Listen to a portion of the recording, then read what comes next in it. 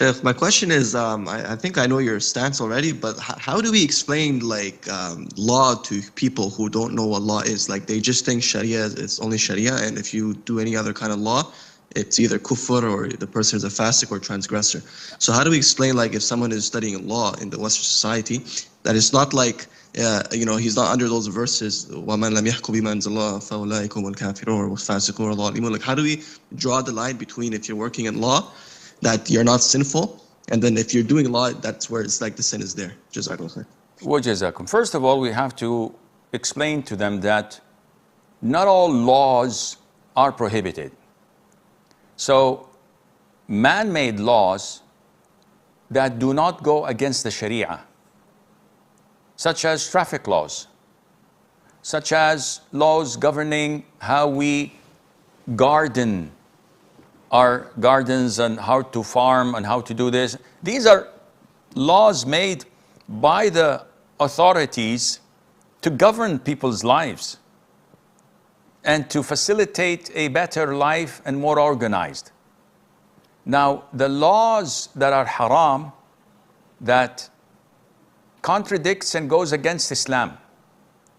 So someone says, if a person murders another person, we have to throw him in jail.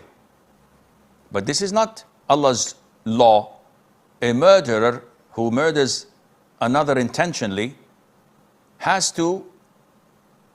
his fate has to be in the hands of the relatives of the victim.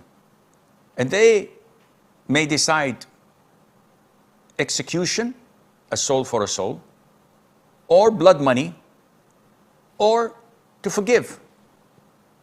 But it's not for anyone else to say, no, we're not going to execute, we're not going to take blood money, we're just going to throw him in jail for 25 years.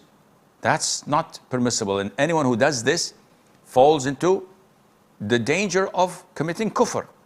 Legislating laws that are contradictory to Islam, conflicting with Islam. If a person who legislates them thinks that they are superior than Islam or equal to Islam, he's a kafir on the spot, because of the verses you've mentioned in chapter 5, verse 44, 45, and 47.